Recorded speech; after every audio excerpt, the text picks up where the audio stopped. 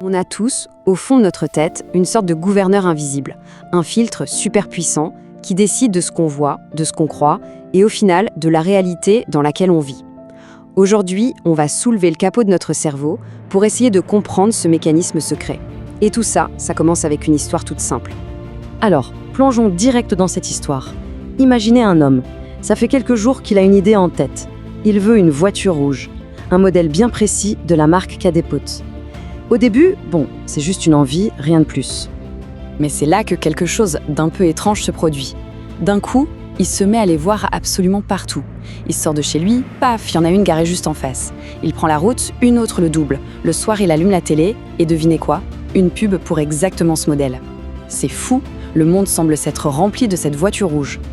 Pour lui, l'explication est évidente. C'est un signe du destin. Cette voiture, elle est faite pour lui, c'est sûr. Totalement convaincu, il fonce chez le concessionnaire et il signe le bon de commande direct, sans négocier, sans même réfléchir. L'affaire est bouclée. Mais la vraie question, c'est celle-là. Est-ce que c'était vraiment un signe ? Ou est-ce qu'il a été en quelque sorte guidé, voire même manipulé, par une force invisible à l'intérieur de son propre cerveau ? C'est ça qu'on va décortiquer ensemble. Pour bien piger ce qui s'est passé dans la tête de cet homme, il faut connaître les deux grands acteurs qui jouent une pièce en permanence dans notre esprit. Ensemble, ils forment ce qu'on pourrait appeler notre filtre mental secret. Le premier acteur, c'est le système d'activation réticulaire, ou SAR pour faire plus court. Pour vous donner une image, c'est un peu le videur à l'entrée d'une boîte de nuit hyper sélecte, notre conscience. C'est lui qui décide quelle info est assez importante pour rentrer et laquelle doit rester dehors. Et tout ça, il le fait bien avant même qu'on y pense. Le deuxième acteur, c'est le fameux biais de confirmation. Lui, son rôle, c'est de nous pousser à chercher et à ne retenir que les infos qui confirment ce qu'on pense déjà. Et en même temps, il nous fait ignorer ou minimiser tout ce qui pourrait contredire nos croyances. C'est un peu comme un avocat personnel qui ne défend qu'un seul point de vue, le nôtre. Maintenant, le truc vraiment fascinant, c'est que ces deux-là ne travaillent pas chacun de leur côté. Non, ils interagissent en permanence pour créer une boucle qui se renforce elle-même. C'est une alliance super puissante qui peut soit nous aider, soit nous jouer des tours. Pour bien saisir l'ampleur de leur boulot, regardez ce chiffre. Chaque seconde, nos sens sont bombardés par environ 11 millions de bits d'informations. C'est un véritable océan de données, c'est juste énorme. Franchement, sans un filtre, ce serait le chaos complet dans notre tête. Alors ce gardien, le SAR, il fait un tri. Mais alors un tri radical. 99,99% de toutes ces infos sont immédiatement mises de côté. Notre conscience n'en reçoit qu'une toute petite partie. Et ça illustre parfaitement une idée fondamentale. Ce qu'on appelle la réalité, ce n'est pas une photo objective du monde, non, c'est une version éditée, montée et personnalisée par notre propre cerveau. Voyons voir comment cette boucle peut devenir un vrai piège. Prenons une croyance assez courante, du genre « je ne suis pas à la hauteur ». Ok ? Notre filtre, le SAR, il se dit « ah, ça c'est important » et il va se régler pour repérer la moindre erreur, la moindre critique, le moindre signe d'échec. Juste après, le biais de confirmation arrive et dit « tu vois, j'avais raison, regarde cette preuve ». Et chaque preuve vient renforcer la croyance de départ. La boucle est bouclée et ça peut tourner en rond pendant des années. Imaginez deux personnes qui font face à la même situation. Exactement la même. La première pense « ça va mal finir ».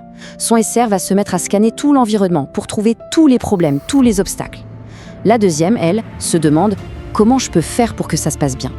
Et là, son SR va se mettre en mode recherche de solutions, d'opportunités.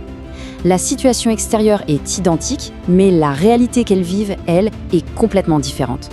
Donc, pour résumer, on a un duo qui travaille main dans la main. Le système d'activation réticulaire, c'est le réalisateur. Il choisit sur quoi la caméra va faire le focus. Et juste derrière, le biais de confirmation, c'est le monteur, qui ne garde que les scènes qui confirment le scénario de départ. Bon, la bonne nouvelle dans tout ça, c'est que ce filtre n'est pas une fatalité. On n'est pas condamné à le subir. Il est programmable. On peut apprendre à le régler nous-mêmes, consciemment. Voyons ensemble comment reprendre les commandes, avec un exercice tout simple qui prend à peine quelques minutes par jour. Mais avant l'exercice, il faut comprendre les règles du jeu.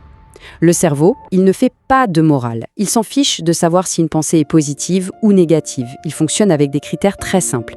La répétition, l'émotion forte et ce qui est important pour notre survie. Et c'est justement cette simplicité qui le rend programmable. Alors, voilà le plan d'action, c'est super simple. Chaque jour, pendant 3 minutes. D'abord, on choisit un seul mot-clé pour la journée. Par exemple, solution ou calme. Ensuite, on le transforme en question ouverte. Où est-ce que je peux trouver une solution aujourd'hui?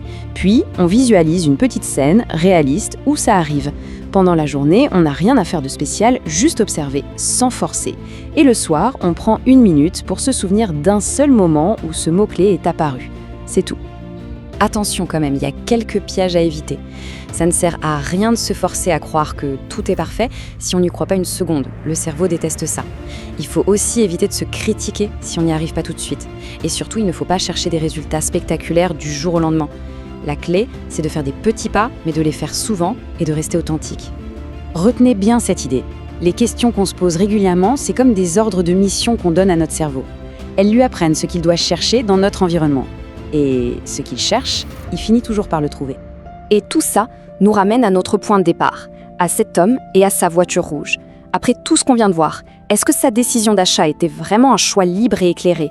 Ou est-ce qu'il a simplement suivi le chemin que son propre filtre mental avait tracé pour lui? Un chemin qui l'a mené tout droit à une conclusion qui n'était peut-être pas aussi écrite dans les étoiles qu'il le pensait. La question reste ouverte.